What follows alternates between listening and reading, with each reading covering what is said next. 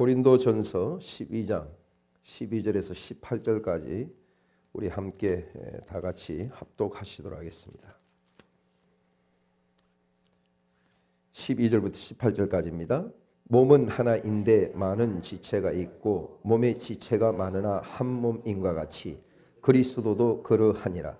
우리가 유대인이나 헬라인이나 종이나 자유자나 다 한 성령으로 세례를 받아 한 몸이 되었고 또 다 한 성령을 마시게 하셨느니라.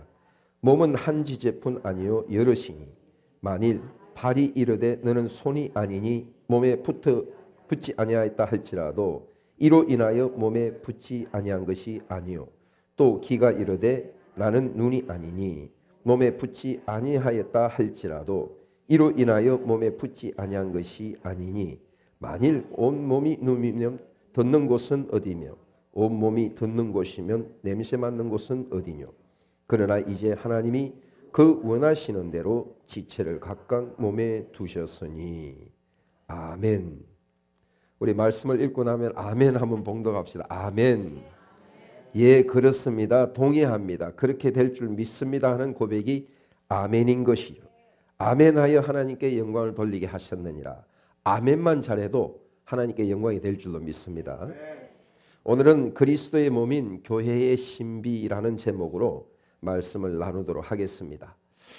어느덧 한 해가 저물어가면서 날씨가 많이 차진 겨울이 되었습니다. 우리 한국 같은 경우는 사계절이 뚜렷하죠. 물론 이 미국은 사계절이 뚜렷하지는 않지만 그래도 봄이 있고 여름이 있고 가을이 있고 겨울이 있습니다. 이처럼 하루도 해가 떴다면 지는 날이 있는 것처럼 한 해도 그렇고 우리 인생 전체도 바로 태어나는 날이 있으면 죽는 날이 있지 않겠습니까? 바로 이 모든 만물 만상은 하나님의 섭리를 우리에게 보여주고 있죠. 사랑하는 여러분, 창조주께서는 왜 시간과 공간을 만드시고 그 안에 만물들을 만들어 놓으셨을까요? 이것은 철학적으로 접근해서는 답을 얻지 못합니다. 많은 철학자들이 인생이 무엇일까 하는 질문들을 합니다. 그러나 답을 얻지는 못하지요. 왜 그렇습니까? 우리 인생을 만드신 창조주께서만 알고 있는 답을 인생이 어떻게 알겠습니까? 그러나 성경은 분명히 이런 부분들을 우리에게 말씀해 주고 있습니다. 바울 사도는 로마서 1장 20절 이하에 모든 만물 안에는 보이지 아니하시는 하나님의 능력과 신성이 그 속에 감춰져 있다, 계시되어 있다 하고 보여진다 하고 분명히 말씀을 합니다. 그렇다면 하나님은 당신 자신을 영이신 눈에 보이지 않는 당신 자신의 능력과 당신 자신의 아름다운 그 진선미를 우리 사람들에게 보여주기 위하여 온 만물을 창조하셨다 하는 것이고, 그렇다면 이 만상을 통하여 어떻게 해요? 하나님을 더듬어 찾아서 그를 찾아가도록 타락한 우리 인생들이 하나님께 돌아오도록 하기 위한 구원을 위하여 만상을 창조하셨다 하는 말씀이 성립되는 것이죠. 이것을 성경은 구원이라고 말을 하죠.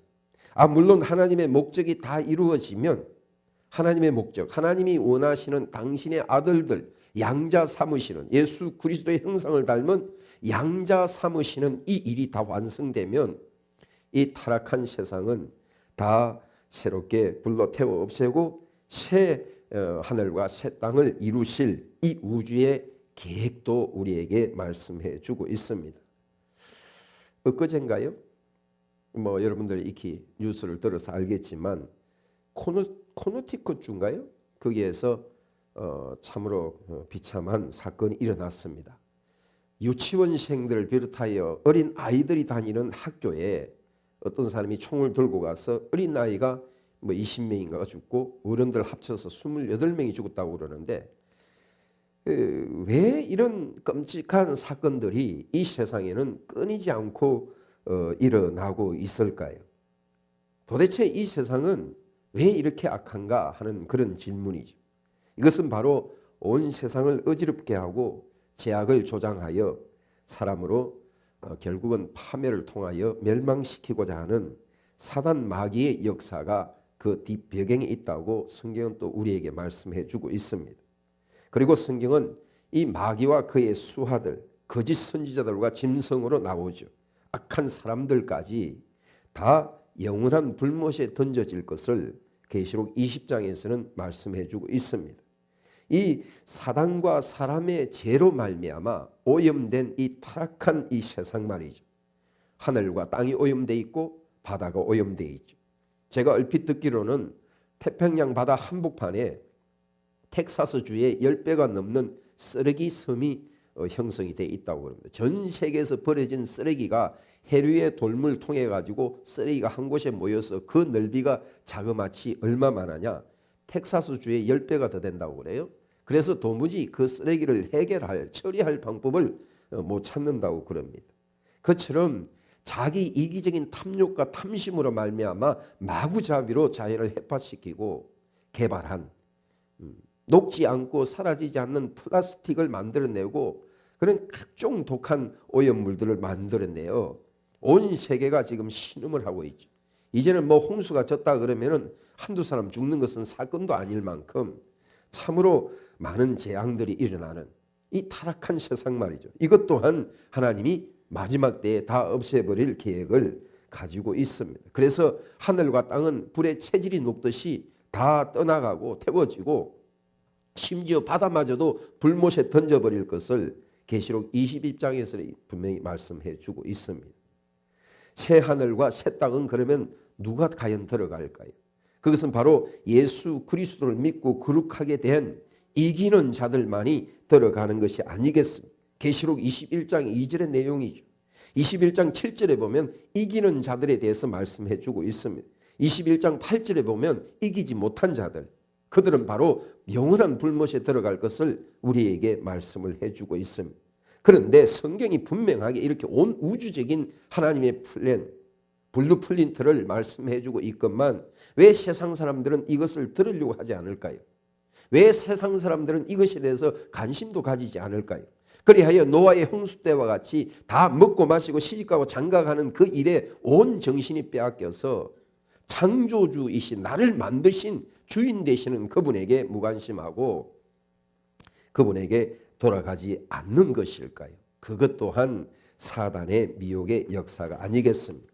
사랑하는 여러분, 그렇다면 이 온 세상에 계시는 자연은 바로 하나님을 보여주는 그 이상 이하도 아니다 하는 그런 얘기죠.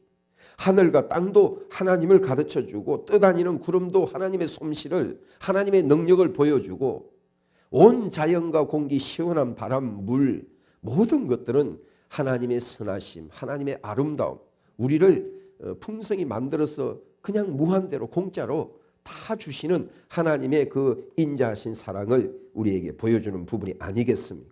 오늘 우리가 읽은 본문 내용도 사도 바울이 어떻게 해요? 도대체가 교회가 뭔지를 알지 못하고 하나님을 섬긴다고 하면서도 자기 자랑들만 해대는 고린도인들에게 이 우리의 몸을 예로 들어서, 이것도 자연 아닙니까? 이 자연을 통해 가지고, 우리 몸을 통해 가지고 그리스도의 몸인 이 교회의 신비로움을, 교회의 비밀을 가르쳐 주고자 하는 그런 부분인 것이죠. 몸을 통하여 그림언으로 사도 바울이 그리스도의 몸인 이 시대의 교회를, 우리 교회 공동체를 설명해 주고 있는 내용이 우리가 읽은 오늘 본문이 아니겠습니까? 그렇습니다. 교회는 바로 예수 그리스도의 몸입니다. 이것을 성경 여러 곳에서 말씀하고 있어요. 에베소 1장 22절에 보니까 또 만물을 그 발 아래 복종하게 하시고 그를 만물 위에 교회의 머리로 주셨느니라. 교회는 그의 몸이니 만물 안에서 만물을 충만케 하시는 자의 충만이니라. 예수 그리스도가 교회의 머리다 하고 말씀하고 있죠. 그렇다면 이 교회는 예수 그리스도가 머리라면 이 교회는 그의 몸인 것이죠. 그리고 각각의 개개인 지체들은 이 몸에 붙은 지체가 되었다. 그리스도에게 연합되어 달라붙은 지체가 되었다. 그래서 성경에서 우리가 이 과실을 가지고 교회를, 이 예수 그리스도와 우리 믿는 성도들을 설명할 때에 포도 열매로 설명을 하죠. 포도 열매는 한 알 한 알이 모여가지고 한 송이가 되어지는 것 아니겠습니까? 그래서 예수 그리스도의 이 온 우주적인 이 교회가 한 송이라면 그 안에는 각각 믿는 자들이 달기달기 붙어서 한 송이를 이루는 그런 연합의 모습을 우리에게 보여주죠.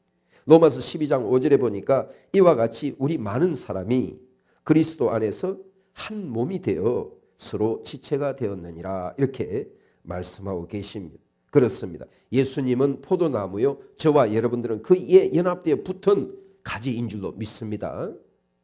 아멘. 성경 말씀이 나올 때는 아멘 좀 하십시다. 아멘, 아멘 해서 손해볼 거 하나도 없어요. 아멘 하면 하나님의 복이 임할 줄로 믿습니다. 복 그러니까 또 아멘 소리가 커져요. 또 참 어쩌면 내 마음하고 똑같은지 말이지. 그렇습니다. 우리 믿는 자들은 그리스도를 주로 모신 자들이고 나의 임금으로 모신 자들이 아닙니까? 바로 그런 자들은 그리스도 안에 연합되어지는 것이.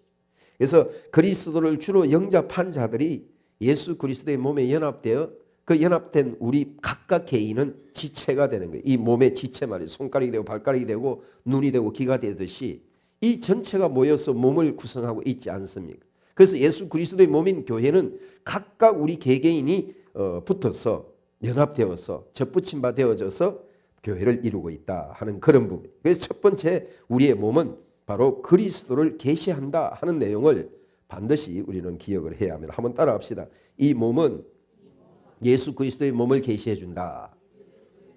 예, 두 번째로 그렇다면 어떻게 이 각각 개인이 예수 그리스도의 몸에 연합되어 붙게 될 수 있을까요? 바로 그것은 성령의 역사인 것이죠. 우리는 다만 예수님을 you're my Kyrios, 예수님을 나의 주님으로 영접하기만 하면 주님께서 성령을 통해 가지고 우리 각각 개인을 예수 그리스도의 몸에 접을 붙여. 그것은 누가 하냐면 우리가 하는 게 아니에요. 성령께서 하는 역사다. 그래서 그것을 지금 13절에서 말씀을 해주고 있습니다. 13절로 돌아가서 봅니다. 우리가 유대인이나 헬라인이나 종이나 자유자나 다 한 성령으로 세례를 받아 한 몸이 되었고 또 다 한 성령을 마시게 하셨느니라. 여기에 보니까 빈부 기천 남녀노소 없이 하나다 하는 얘기죠. 교회 안에 예수 그리스도 안에 들어오면 아버지 뭐 할아버지 이런 개념이 없어지고 다 한 지체로서 한 형제로서 연합되는 그런 부분을 말씀을 해주고 있는데 바로 성령께서 두 가지를 해요. 성령께서 우리를 세례하신다. 한번 따라해보세요. 성령께서 세례하신다. 성령께서 우리를 마시우게 해주신다. 두 가지를 해야 합니다. 성령의 세례를 받는 것은 예수 그리스도와 연합시켜서 내가 하나님과 상관없이 예수님과 상관없이 따로 살던 나를 십자가에 죽이고 물속에 집어넣어서 죽이고 이제 다시 부활해서 살리는 그 역사가 세례인데 바로 세례는 내 옛사람을 죽이고 예수 그리스도의 생명으로 살게 해주는 역사라면 이제 성령을 마시는 것은 그것을 온전히 잘하게 하도록 능력이 되어주고 힘이 되어주고 생명이 되어주려고 우리 안에 성령이 오시는 부분이다. 아멘. 이 두 가지를 해야 합니다. 그래서 성령께서 우리가 세례를 받을 때 예수 그리스도와 연합시켜줘요. 옛사람의 죽음과 새사람으로 부활하는 연합되게 해주는 역사도 성령이 하시고 우리 안에 오셔서 예수 그리스도로 살 수 있도록 내 고집 내 성질대로 살지 않고 예수 그리스도의 능력으로 살 수 있도록 우리에게 생명이 되어주는 성령의 마심 이 두 가지가 있어야 한다. 그래서 성령을 반드시 성령으로 세례를 받아야 한다. 예수님도 그랬죠. 물과 성령으로 거듭나지 아니하면 하늘나라에 들어갈 수가 없다. 세례 요한도 그랬죠. 나는 물로 너희들을 회개케 하기 위하여 물로 세례를 주거니와 내 뒤에 오시는 이는 나보다 능력이 많은데 그분은 불과 성령으로 세례 주실 것이다. 우리에게 말씀하셨죠. 그래서 예수 그리스도가 성령을 통하여 우리에게 세례를 주시고 또 그 성령을 마시우게 해주신다 하는 그런 말씀이죠. 자, 베드로전서 3장 21절을 보면 물은 예수 그리스도의 부활하심으로 말미암아 이제 너희를 구원하는 표니 곧 세례라. 노아의 홍수가 물로 세상을 멸했어요. 타락한 세상을. 그런데 그 홍수가 어떻게 방주 안에 들어가 있는 노아와 8가족은 물로 인해서 심판받은 것이 아니라 물 위에서 떠올라 버렸어요. 그래서 방주 안에 있는 그들은 오히려 물이 구원하는, 세상은 다 심판했지만 물이 그들은 오히려 구원하는 표가 됐다. 그래서 그것을 세례다 하고 지금 베드로 사도가 영적으로 설명을 하고 있는 것이죠.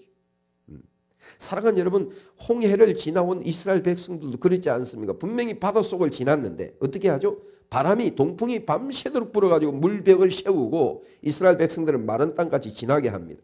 그런데 그들을 잡으려고 오던 애굽의 군대들, 애굽 사람들은 그 속에서 수장되어지죠.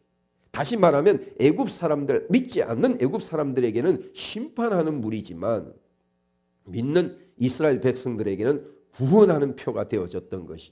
그래서 이 바람, 뜨겁게 불어온 동풍 말이죠. 노아도 홍수가 이제 물 위에 떠 있을 때 그 심판하는 물을, 바람을 불어서 하나님 물러가게 하세요. 이것은 바로 성령의 바람을 우리에게 불어가지고 르하흐 성령을 우리에게 보내주셔가지고 모든 사망의 정상들, 사망의 심판하는 모든 그런 물들을 다 물러가게 하는 재창조의 역사를 우리에게 보여주는 그런 부분이 아니겠습니까?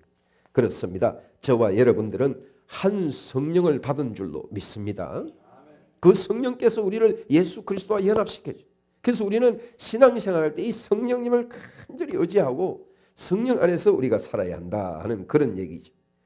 예수님께서도 말씀하신 요한복음 7장 38절 39절에 보니까 나를 믿는 자는 성경의 이름과 같이 그 배에서 생수의 강이 흘러나리라. 우리 속에서 생수의 강, 솟아 나오는 샘물이 되어서 강이 흘러나듯이 이런 그를 믿는 자의 받을 성령을 가리켜 말씀하신 것이라 이렇게 말씀을 해주고 있습니다. 저와 여러분들이 예수 그리스도를 주님과 구주로 영접하여 성령 받으시기를 축원합니다. 그렇게 해서 성령으로 말미암아 날마다 내 뱃속에서 기쁨의 강이 솟아나오고 하나님을 향한 소망의 강이 흘러넘쳐서 세상이 요동치고 어떠한다 할지라도 조금 더 흔들리지 않는 그런 참 안식을 누리는, 방주 안에 들어가 있으니까 풍랑이 일고 물벼락이 쳐도 노아와 그 가족들은 방주 안에 있었기 때문에 안전했던 것처럼 우리가 예수 그리스도 안에 성령으로 말미암아 들어가서 안전하게 세상이 요동친다 할지라도 심판의 불이 하늘에서 내려온다 할지라도 예수 안에 있기만 하면 이미 심판과 우리는 상관없는 자인 줄로 믿습니다. 그래서 그 예수님을 나의 구주로, 나의 주님으로 온전히 영접할 때 믿는 자가 받을 성령 우리에게 주셔서 날마다 이기는 삶을, 그래서 요한계시록의 21장에 나오는 심판하고 상관없고 불못하고는 상관없고 더 이상 둘째 사망과 상관이 없는 이기는 자가 되게 해 주실 줄로 믿습니다. 세 번째로는 교회는 여러 지체들로 구성되어 있다는 게 24절의 말씀입니다. 한번 가서 읽겠습니다. 몸은 한 지체뿐 아니요 여럿이니, 이렇게 우리가 이 계속 나누는 말씀입니다. 그 왜 사도 바울이 이 지금 고린도전서 이 11장 12장부터 시작해가지고 계속해서 예수 그리스도의 몸 교회 하나 몸을 말하면서 여럿인 우리 지체들을 계속해서 말하게 될까요? 바로 고린도 교인들이 이 신비한 영적인 원리를 몰랐던 탓 아니겠습니까? 그리고 우리는 그들의 어찌 보면 그들의 연약함 때문에, 어찌 보면 그들의 죄 때문에 지금 진리를 알게 되고 우리에게도 진리를 가르쳐주고 있는 이런 부분 아니겠습니까? 그렇다면 저와 여러분들도 예수 그리스도의 영적인 이 몸, 교회의 신비를 바르게 알아서 내가 한 사람의 지체로서 내 역할을 온전히 해야 된다. 우리가 그 지체가 이제 불편한 분들을 지체유, 부자유자 뭐 이런 그 말을 쓰죠. 다시 말하면 우리 몸은 머리끝부터 발끝까지 각각의 지체가 온전히 그 기능과 역할을 해야 온전한 사람 아니겠습니까? 그런데 예를 들어서 팔이 하나 부러졌든지 잘렸든지 하면 이게 팔로서의 지체를 감당을 못해요. 그러면 온 몸에 이 팔이 해야 할 역할을 못하는 거예요. 그러면 지체가 부자유한 것이죠. 이와 마찬가지로 이 시대의 영적인 교회도 얼마나 지체 부자유한 그런 교회가 많을까요? 과연 그것은 바로 나 한 사람이 온전히 내가 해야 할 기능을, 일을, 역할을, 사명을 감당하지 않을 때에 몸은 그렇게 힘을 잃고 몸은 그렇게 생명을 잃게 돼 있다. 이것은 결코 적은 일이 아니죠. 그래서 저와 여러분들이 첫 번째는 소교회, 이 베벌리 교회라는 이 교회도 교회지만 이 교회는 각각 우리 개개인 한 사람 한 사람이 모여서 교회를 이루죠. 그리고 온 우주적인 예수 그리스도의 한 세 사람이자 신부인 우주적인 교회는 바로 우리 베벌리 교회, 뭐 다른 교회, 한국에 있는 교회, 뭐 유럽에 있는 교회, 뭐 아프리카에 있는 교회, 교회가 다 모여가지고 한 교회를 이루고 있는 그런 구조를 우리가 이루고 있다 하는 얘기죠. 아까 포도나무 얘기했지만 포도알 하나가 모여서 포도 한 송이가 되고 포도 한 송이 한 송이가 모여서 한 나무 전체에 수확을 이루듯이 예수 그리스도가 포도나무에 한 여러 가지의 송이를 얻는 것처럼 마치 교회는 이렇게 좁게는 베벌리 교회, 넓게는 우주적인 단 하나의 교회로 교회는 이루어져 있다 하는 그런 부분인 것이죠. 에베소서 2장 22절을 보니까 너희도 성령 안에서 하나님의 거하실 처소가 되기 위해서 예수 안에서 함께 지어져 가느니라. 여기에 보니까 삼위일체 하나님이 다 나오죠. 성령 하나님이 나오고 하나님의 거하실 처소 하나님 아버지가 나오고 예수 안에서 예수님이 나와요. 다시 말하면 저와 여러분들 각각 개인을 온전케 하고 우리 모두를 온전케 하여서 삼위일체 하나님이 우리와 함께 하시고 싶어서 우리를 건축해 가고 계신다 하는 말씀 아니겠습니까? 이걸 요한복음 요한의 버전으로 설명하면 요한복음 14장 21절과 23절에 너희가 나를 사랑하여 내 계명을 지키는 자는 내 아버지께서 저를 사랑하실 것이고 우리가 저에게 와서 거처를 함께 하리라. 이 말씀과 동일한 말씀 아니겠습니까? 사랑하는 여러분, 우리 모두가 각각이 모여서 그리스도의 몸을 이루는 줄 믿으시길 바랍니다. 15절과 17절은 한 몸의 생명으로 연합되어 있는 이 생명관계를 우리에게 말씀을 해줍니다. 15절과 17절을 가서 보도록 하겠습니다. 만일 발이 이르되 너는 손이 아니니 몸에 붙지 아니하였다 할지라도 이로 인하여 몸에 붙지 아니한 것이 아니요 또 귀가 이르되 나는 눈이 아니니 몸에 붙지 아니하였다 할지라도 이로 인하여 몸에 붙지 아니한 것이 아니니 만일 온몸이 눈이면 듣는 곳은 어디며 온몸이 듣는 곳이면 냄새 맡는 곳은 어디뇨. 이 말씀을 자세히 보면요 15절은 남이 지금 보세요. 만일 발이 이르되 나는 손이 아니니 몸에 붙지 아니하였다. 그러니까 이런 거예요. 지금 이런 거예요. 만일 발이 이르되 그러니까 내가 이제 하나님이 지체로 나를 발의 역할을 하는 자로 세웠어요. 발의 역할은 어떤 것일까요? 뭐 전도하러 나가고 뭐 이런 거겠죠. 교회 안에서 전도자 이런 사역이 아마 발의 사역일 거예요. 복음의 평안의 신발을 신고 복음 전하는 자들.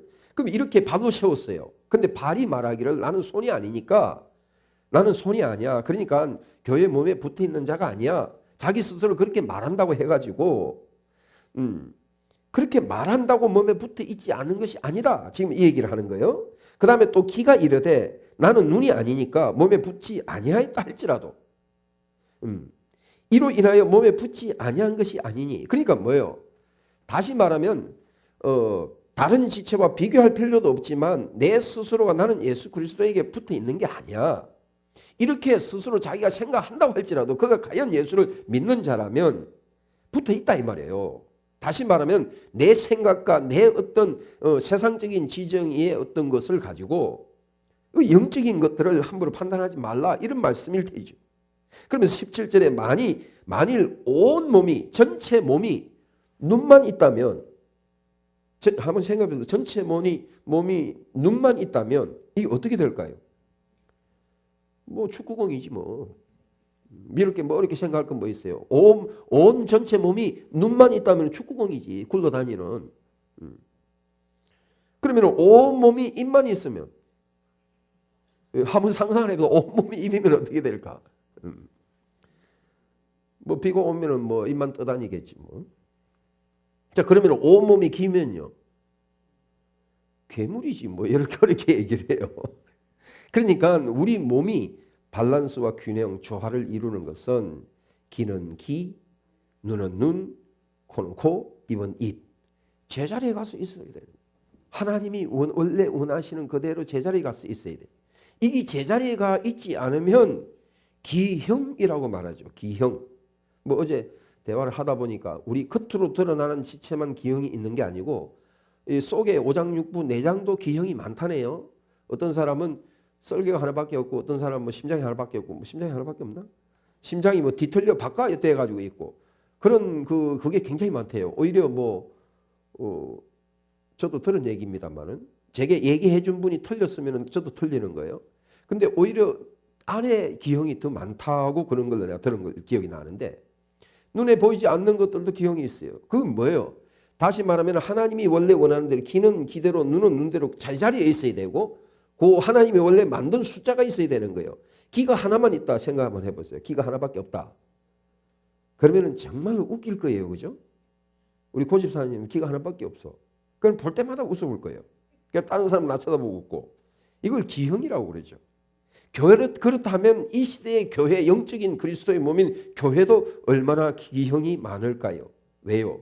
자기 스스로 안 붙어 있다 생각하는 이들 때문에, 자기 스스로 그 역할을 감당하지 않는 이들 때문에 교회가 기형이 되는 부분이 아니겠습니까?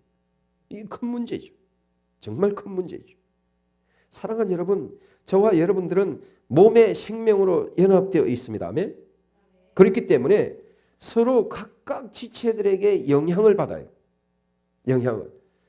그러니까 우리 각각의 지체가 이 몸에 붙어 있으면서 각각 영향을 받고 영향을 줘요. 다시 말하면 눈은 귀의 도움을 받고 귀는 눈의 도움을 받아요. 자, 한번 보세요. 귀가 소리가 들리지 않으면 눈이 그 방향을 볼 수 있겠습니까? 못 봐요. 눈이 보지 못하면 귀가 들리는 것이 어떻게 생겼는지 알겠어요? 모르죠. 호랑이가 쫓아오는지 사슴이 쫓아오는지 모르죠. 이처럼 우리 각각의 이 지체들은 서로에게 생명을 주기도 하고 서로에게 사망을 주기도 하고 이런 영적인 유기체이다 하는 것을 우리가 반드시 기억을 해야 합니다. 사랑하는 여러분, 교회는 그래서 예수님이 뭐라 그랬어요? 딱 한 가지 물으셨거든요. 베드로에게 찾아와가지고 네가 나를 사랑하니? 한번 따라합시다. 네가 나를 사랑하느냐? 이것은 베드로에게 물은 질문이기보다는 베드로는 교회가 시작된 사람 아닙니까? 예수님이 교회의 키를 베드로에게 대표로 줬어요. 그럼 베드로는 누굽니까? 우리 교회의 우리 모두를 대표하는 사람이에요. 그러면 저와 여러분들에게 하나님이 예수님이 어떻게 해요? 땅에서 매면 하늘도 매이고 땅에서 풀면 하늘도 풀리는 교회의 권세를 우리에게 주셨고 정말로 예수를 믿는 자라면 저와 여러분들에게 베드로에게 물으시는 그 질문이 저와 여러분들에게 묻는 질문이에요. 그렇다면 베드로에게만 한 질문이면 성경에서 제해야죠. 우리 성경이 안 돼야죠. 갈로 쳐갖고 이거는 베드로에게만 준 말씀 이렇게 기록을 해야죠. 근데 그렇게 기록이 안 돼 있어요. 열려 있어요. 오픈돼 있어요. 그것은 바로 우리에게 하는 질문이다. 그래서 예수님은 저와 여러분들에게 네가 나 사랑하니? 한마디 묻는 거예요. 내가 너 사랑한 거 알지? 십자가에서 너 죽어준 거 알지? 너를 위해서 내 생명 내놓은 거 알지? 그런 사랑 네가 받았으니까 네 나 정말 사랑하니? 이거 물어보는 거예요. 그래서 교회는 이 그리스도의 사랑으로만 건축됩니다. 지식도 아니고요. 사랑 안에서 역사하는 성령의 생명, 이걸로만 교회는 세워져요. 사랑하는 여러분, 어린아이가 사랑을 먹으면서 자라지 않습니까? 똑같은 이치죠. 그래서 이 교회는 내가 지체로서 내 역할을 다른 지체를 사랑하여 교회를 사랑하여 그리스도를 사랑하여 하나님을 사랑하여 해내지 않으면 교회는 힘을 잃고 생명을 잃어버려요. 오늘날 이기적인 그리스도인들, 어린아이들로 인해서 교회가 얼마나 힘을 잃고 있을까요? 이런 부분을 우리가 심각하게 받아야 한다. 그래서 서로에게 연결되어 있다. 다시 말하면 사랑하는 여러분, 교회가 이 참 문제가 많죠. 그러니까 육신적으로 보면 우리 각각 사람이 모여 있는 공동체고 영적으로 보면 그리스도의 몸인데, 그러니까 교회는 한면으로 보면 너무 연약하고 문제가 많은 곳이에요. 아주 중환자들만 모여 있는 곳이. 다시 말하면 이제 암 수술해가지고 사단이 우리에게 뿌려놓은 이 독 말이죠. 사망병. 이거 이제 수술해가지고 이제 원래 이 제자리로 회복돼 가고 있는 그런 과정 안에 있는 전부 다 중환자들이 교회에 모여 있는 거예요. 그러니까 교회 가면 우는 소리, 아우성 소리 막 들려올 수밖에 없어요. 왜? 우리가 치유받아가는 온전함을 이루어가는 과정에 있기 때문에. 그런데 또 한면으로는 그럼에 우리 관점으로 우리를 보면 그런데 영적으로 보면 그리스도 안에서 사단이 만지지도 못하는 권세가 있고 하나님이 이 교회를 위하여 당신 자신의 독생자를 내어줄 만큼 대단하고 아주 존귀한 가치 있는 그런 자들, 눈에 넣어도 아프지 않는, 다시 말하면 하나님은 뭐라고 그래? 너는 내 눈동자 안에 있다. 너는 내 눈동자 안에 있다고 말할 만큼 교회는 신비롭고 존귀한 자들이 모여 있는 곳이다. 근데 많은 사람들이 하나님을 바라보지 못하고 이런 기가 막힌 은혜, 신비로움을 보지 못하고 연약한 나와 너만 바라보다 보니까 교회에 많은 시험이 들어요. 절대 시험 들지 마시기를 축원합니다. 시험 들면 나만 손해예요. 그렇게 해서 교회를 떠납니다. 떠나서 이 교회 저 교회 다니는데 문제는 뭐냐면 그렇게 떠나서 하나님이 세워놓은 하나님이 붙여준 그 지체 하나님이 보낸 그 교회 하나님이 있게 하는 그 교회에 있지를 않고 내 마음에 안 맞아서 떠나가서 돌다가 보면 내가 생명 잃어버려요. 죽습니다. 사랑하는 여러분, 팔이 야 너는 어째 다른 얼굴이 그래 생기냐 눈도 그래 생기냐 니 정말 마음에 안 든다. 난 니랑 안 살란다. 그래 팔이 뚝 잘려갖고 혼자서 나가버려요. 그럼 그 팔이 살까요? 죽습니다. 그리고요 팔이 잘려져 나가는데 빨리 봉합 안 하면 몸도 다 죽어요. 몸도. 그러니까 지체도 죽고 몸도 죽고 이처럼 생명적으로 연합되어 있어. 근데 오늘날 이 시대의 교회에 이런 신비들을 그리스도인들이 모르다 보니까 조금만 마음에 안 맞아도 그냥 교회를 나가버려. 그렇게 해서 나가가지고 LA 땅 전 LA 땅을 다 돌아다니고 심지어 미국까지 돌아다녀도 풍성한 은혜를 받던가요? 생명 풍성해지던가요? 하나님의 사랑이 풍성해지던가요? 절대로 안 그렇습니다. LA 땅에 한국 사람들 중에 교회에 적을 내리지 못하고 깊이 뿌리를 내리지 못하고 오늘은 이곳 내일은 저곳 헤매는 그리스도인이 15만 명이 있다고 그러더라고요. 15만 명. 참 기가 막힌 노릇이죠. 이 지금 남가주 쪽에 우리 한인들이 얼마 정도 살까요? 얼마 정도 살까요? 누가 아시는 분이 계세요? 50만? 60만? LA 땅에 뭐 한인이 얼마 정도 살 것 같아요? 15만 명이 홈리스 피플. 근데 기가 막힌 것은 다운타운에 홈리스 피플이 15만 명. 이게 뭘 말해주는 겁니까? 다시 말하면 교회가 마음에 안 든다고 떠나가면 내 생명이 죽는다는 걸 알아야 돼요. 이걸 알지 못해. 그러니까 사람이 좀 연약하면 그냥 돌아서서 나오고 그렇게 해서 많은 세월을 잃어버리고 하나님이 주신 이 기회의 시간들을 잃어버리고 허비해버리는 하나님의 관점에서 보면 사망의 삶을 살게 되는 그런 안타까움이 이 시대의 교회에 이 시대의 개개인에게 비일비재하게 일어나고 있다 하는 그런 부분이 그렇습니다. 몸의 지체가 생명으로 연합되어 있기 때문에 절대로 하나님이 옮기게 하지 않는 한은 교회를 떠나가면 안 될 줄로 믿습니다. 명심하셔야 돼요. 저는 여러분들을 겁주고 싶은 마음 없습니다. 성경이 그래 말하기 때문에 저는 단호히 말씀을 드릴 수밖에 없다 하는 그런 얘기죠. 그리고 이 생명과 사망을요 우리가 굳이 교회를 떠나가지 않더라도 서로 영향을 줘요. 어떤 사람을 이렇게 같이 어떤 사람과 생활을 하면서 그 사람이 막 육의 생각으로 막 혈기를 부리고 막 성질을 부리고 막 육의 생각으로 막 자기 고집을 부리고 막 이래버리면요 전체의 생명이요 막 식어버려요.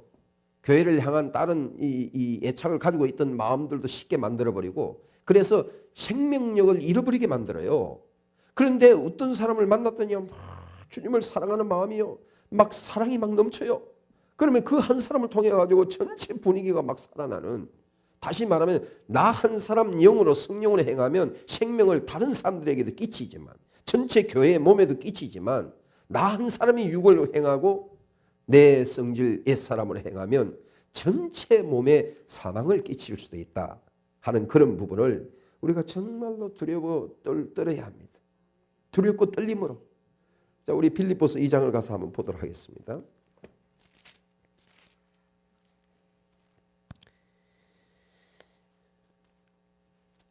빌립보서 2장 12절. 그래서 바울은 이 비밀을 아는 바울은 우리에게 어떻게 건면하고 있는가? 교회 생활을 어떻게 하라고 건면하고 있는가? 자, 빌립보서 2장 12절입니다. 그러므로 나의 사랑하는 자들아 너희가 나 있을 때뿐 아니라 더욱 지금 나 없을 때에도 항상 못하여 서로 복종하라는 거예요. 사랑 안에 복종하라는 거예요. 그리고 또요 두렵고 떨림으로 너희 구원을 이루라.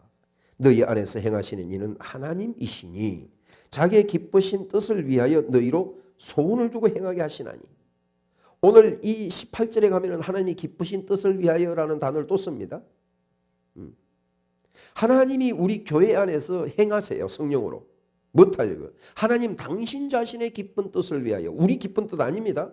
하나님의 기쁜 뜻을 우리가 행하면 우리 안에 이상하게도 세상이 줄 수 없는 기쁨이 넘쳐요. 근데 우리 자신의 기쁨을 구해버리면 이게 우상이기 때문에, 이게 하나님 자리를 대신 내가 차지하는 영광을 가로채는 도둑이 되기 때문에 내 안에 기쁨이 다 없어져요. 교회 안에서요, 내 주장 내 성질대로 했는데요, 기쁨이 넘치던가요? 절대로 안 옵니다. 그러나 내가 좀 손해보는 것 같아도 나를 죽이고 사랑으로 섬기고 내가 밑으로 내려가면 이상하게 성령이 주는 기쁨이 내 안에 넘쳐서 기쁨이 사라지지 않는, 우리 모두 다 경험해보지 않았습니까? 사랑하는 여러분, 생명으로 연결되어 있습니다. 에베소 4장 15절과 16절을 제가 읽겠습니다. 오직 사랑 안에서 참된 것을 하여 범사에 그에게까지 자랄지라. 그는 머리니 곧 그리스도라. 그에게서 온 몸이 각 마디를 통하여 도움을 입음으로 연락하고 상합하여 각 지체의 분량대로 역사하여 그 몸을 자라게 하며 사랑 안에서 스스로 세우느니라. 막 빨리 읽으니까 아주 복잡한데 이런 얘기입니다. 예수 그리스도 안에서 우리가 서로 사랑으로 연결되어 있어요. 그래서 온 몸이, 팔이 지금 어깨 근육 뭐 이렇게 오장육부로 연결되어 있듯이 우리도 이렇게 연락하고 상합해가지고 온 교회도 세우고 내 스스로도 세운다. 지금 이 얘기하고 있는 거예요. 그러니까 서로서로 사랑하여 서로서로 섬기라. 두렵고 떨림으로. 이 똑같은 말씀인 것이, 나로 인하여서 교회가 지체 부자유자가 되지 않도록 우리 삼가 조심하시기를 축원합니다. 다섯 번째로 18절을 가서 보겠습니다. 함께 읽습니다. 그러나 이제 하나님이 그 원하시는 대로 지체를 각각 몸에 두셨으니, 여기서 그 원하시는 대로라고 번역되어 있는 이 말은 하나님의 기쁘신 뜻대로 이렇게 번역되는 단어입니다. 그래서 하나님의 기쁨을 위하여, 하나님의 원하심을 위하여 각각 저와 여러분들을 내가 원해서 발휘되고 내가 원해서 팔이 되는 게 아니고 하나님이 우리를 각각 그렇게 세웠어요. 이 전 목사는, 전 정말로 목사 될 마음 없었거든요. 제 스스로도 도저히 아니다. 그래서 사실 목사 안 되려고 내가 10년을 도망 다녔잖아요. 그냥 장로해서 이렇게 물질로 교회 좀 섬기려고 오랫동안 도망을 다녔어요. 제가 10년을. 그러다가 머리끝부터 발끝까지 다 얻어맞고 천부에 어지럽혀서 손들고 나이 40에 내가 신학교 공부를 시작을 했거든요. 그러니까 저 역시도 내가 입이 되려고 해본 적이 없어요.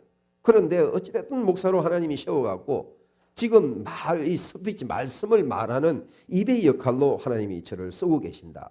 우리 각각도 그래요. 내가 하고 싶은 것보다는 하나님이 원하는 대로 사실은 우리를 세워요. 그런데 이게 있습니다. 내가 머리로는 하기 싫은데 이 안에서 자꾸만 하나님이 준 소원이 살아나와요. 자꾸만 안 하려고 그래도. 그래서 그냥 목사님 뭐 김집사 박집사님 교회 가기 싫어. 교회를 안 가려고 입을 뒤집쓰고 있는데 자꾸만 속에서 가자 하고 속삭이는 분이 계세요. 그처럼 내가 내 생각과 어떤 것으로 안 하려고 그래도 내 영 안에서는 자꾸만 하나님이 주는 소원이 일어나는 것이 바로 그것이 하나님이 우리를 세우는 방법이다. 그래서 교회의 지체들, 교회의 일꾼들은 사람이 세우는 게 아니고 하나님이 원하시는 대로, 하나님이 기뻐하시는 대로 세우신다 하는 그런 말씀입니다. 그래서 이 하나님의 기쁨이라는 우리가 단어를 공부를 할 때는 두 가지가 있다. 첫 번째는 1차적으로는 하나님이 우리를 기뻐하셔서 우리를 그 자리에 세운 줄 믿습니다. 한번 따라합시다. 하나님이 나를 기뻐한다. 우리가 자녀를 놓으면 자녀가 이제 처음에 솔직히 뭐 여러분들 애가 처음에 응애하고 뱃속에서 나왔을 때 이쁩디까? 나는요, 숭실없더라고요. 제가 사실은 우리 둘째를 낳고요, 기절할 뻔했어요. 막 시커먼 머리가 나오는데요, 막 다리에 힘이 쫙 빠지더라고요. 그게 뭐예요? 이쁘지 않더라고요. 그런데 이제 며칠 지나면서요, 뽀얀 속살이 솟아나오고 이렇게 하면 얼마나 이뻐요. 그냥 막 깨물어 주고 싶고, 막 그냥 너무 이뻐가지고 꼭 안 하면 또 애들 아파가지고 죽는다고 감지르죠. 하나님도요, 우리 그러거든요. 스바냐 서에 보면 너의 하나님 여호와가 너의 가운데 계시니 그는 구원을 베푸실 전능자 전능자시라 그가 너로 인하여 기쁨을 이기지 못하시며 너를 잠잠히 사랑하시며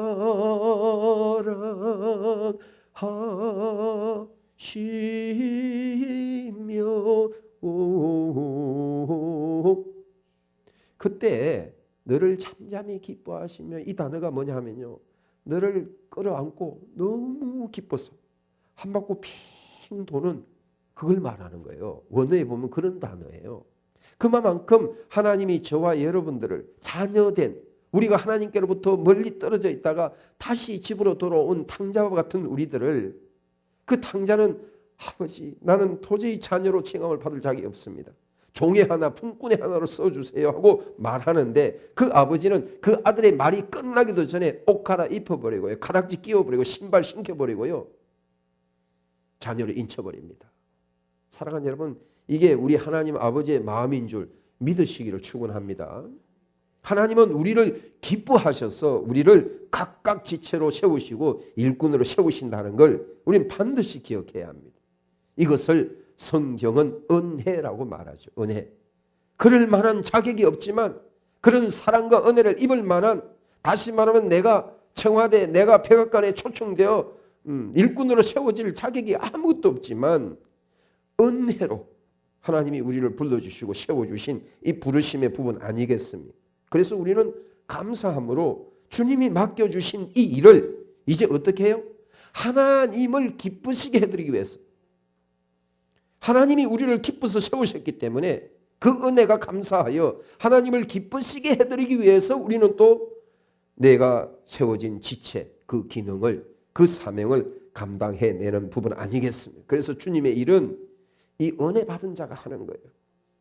은혜 받은 자 속에 모세가 품에 손을 넣었더니 여상하던 손이 품에 손을 넣었더니 빼니까 문둥병이 바래져 있어. 다시 말하면 우리가 옷 입고 거추장스럽게 뭘 가리고 하지만 하나님 볼 때는 죄인이라는 거 아니겠습니까? 그래서 하나님 말씀에 의해서 다시 꺼냈더니 손이 여상해졌어요. 뭡니까? 죄인인 우리가 하나님의 용서를 받고 보혈의 뿌림으로 깨끗하게 되어지는 그래서 하나님의 자녀로 인쳐지는 그 은혜를 말하는 것 아니겠습니까? 그래서 사명을 감당하고 주의 일을 감당하기 위해서는 반드시 이 은혜 만난 자, 이 구원의 은총을 십자가의 사랑을 만난 자만이 은혜 아는 자만이 주님의 일을 감당하는 부분 아니겠습니까? 그래서 나 같은 죄인을 살리신 그 은혜가 너무 감사하고 고마워서 갚을 길이 없어서 이제는 이 생명 넣어드리는 이것이 바로 사역인 것이죠. 사랑하는 여러분, 주님의 사랑을 내 생명보다 더 큰 사랑을 깊이 만나시기를 예수님 이름으로 축원합니다. 결론을 맺도록 하겠습니다. 하나님은 온 우주를 통해서 이 땅의 교회를 통해서 뭘 하실까요? 바로 예수 그리스도의 한 사람인 신부를 찾으시고 바로 예수 그리스도의 형상을 닮은 그의 모양을 닮은 아들들을 얻고 계시는 부분 아니겠습니까? 그래서 성경에서는 교회를 이 땅에 뭐라고요? 하나님의 집이다, 하나님의 밭이다 이렇게 말씀하죠. 밭에서는 뭘 하는 거예요? 식물 얻는 거죠. 열매 얻는 거예요. 그래서 저와 여러분들을 예수 그리스도를 닮은 한 열매로 하나님은 얻으시기를 원하고 또 어떻게 해요? 하나님은 우리와 함께 집으로서 사시기를 원하신다. 그래서 교회를 거처라고 말하지 않습니까? 사랑하는 여러분, 저와 여러분들은 이 목적을 위해서 우리가 존재합니다. 자기 마음에 안 든다고 어린 아이까지 사정없이 무차별로 총을 쏴 죽이는 그 사람이 사람일 수 있을까요? 우리 사람이 하나님 안에 있지 않으면 하나님의 목적을 모르면 짐승들보다 훨씬 더 포악해집니다. 짐승과 사람이 다른 것이 과연 무엇이겠습니까? 하나님이 하나님 안에 있기 때문에 아니겠습니까? 그런데 우리 사람들은 하나님의 형상을 잃었습니다. 죄로 말미암아. 구원이라는 것은 그 잃어버린 형상을 다시 회복해 가는 그 전 과정을 구원이라고 말하죠. 그러면 저와 여러분들은 예수 그리스도를 믿어 구원을 받아서 구원을 온전함으로 이루어가는 과정에 있는 줄 믿습니다. 이게 교회예요. 그래서 사도 바울은 이것을 위하여 각 사람을 온전케 세우려고 얼마나 애를 쓰는지 모르겠습니다. 바울 사도의 고백을 보겠습니다. 골로새 1장 28절 29절입니다. 우리가 그를 전파하여 각 사람을 권하고 모든 지혜로 각 사람을 가르치면 각 사람을 그리스도 안에서 완전한 자로 세우려 함이니 이를 위하여 나도 내 속에서 능력으로 역사하시는 이의 역사를 따라 힘을 다하여 수고하노라. 한번 따라합시다. 힘을 다하여 수고하노라. 하나님께서 우리 교회 안에서, 하나님께서 우리 안에서 살아계셔서 능력으로 역사하고 계시기 때문에 우리도 가진 우리의 힘을 다하여 수고하는 이 일이 있어야 이 땅의 교회는, 이 땅의 심령들은, 이 땅의 저와 여러분들은 예수 그리스도 형상으로 온전히 건축되어질 줄로 믿습니다. 바울이 이처럼 수고하여 우리가 살아났고, 베드로가 이처럼 수고하여 우리가 살아났고, 요한 사도가 이처럼 수고하여 자기 생명을 던지는 헌신으로 말미암아 우리가 예수 그리스도를 알게 됐다면 우리는 분명히 복음의 빚진 자인데, 그런 우리가 우리 자신을 위해서만 산다면 어찌 우리 후대의 사람들이 예수를 알 수 있겠습니까? 저와 여러분들도 받은 사랑이 그러하니, 받은 은혜가 그러하니 우리 자신을 쳐서 복종시키고 게으른 육체를 이렇게 세우고 저는 다리를 무릎을 세워서 예수 그리스도를 전파하고 각 사람을 가르쳐서 그를 예수 그리스도의 형상으로 완전한 자로 세우는 이 교회 사역에 우리 모두 지체로서 하나님 맡겨주신 믿음의 분량을 따라, 하나님 맡겨주신 그 사명을 따라 충성하는, 그래야 저와 여러분들을 통하여 이 베블리 교회가 세워지고 저와 여러분들을 통하여 나아가 우주적인 교회가 세워지는데 한 축을 감당하는 그런 복된 분들이 되어지시기를 예수 그리스도의 이름으로 축원드립니다. 기도하겠습니다. 좋으신 하나님 감사합니다. 참으로 내가 내 자신을 봐도 너무나도 연약하여 정말로 한심한 그런 때가 많은데 어찌하여 이렇게 연약한 우리를 자녀 삼으시고 이 위대한 교회 일에 그리스도의 몸에 첫 번째 바 되게 하여 주셔서 각 지체로 우리를 통하여 거룩한 구속사역을 이루고자 하십니까? 주 성령의 우리 각인의 심령에 능력으로 기름 부으시고 생수로 임하셔서 성령의 능력을 따라 이제 바울이 수고했던 것처럼 우리 자신들도 수고하여 그리스도의 몸을 세우는 우리 모두가 되게 하여 주옵소서.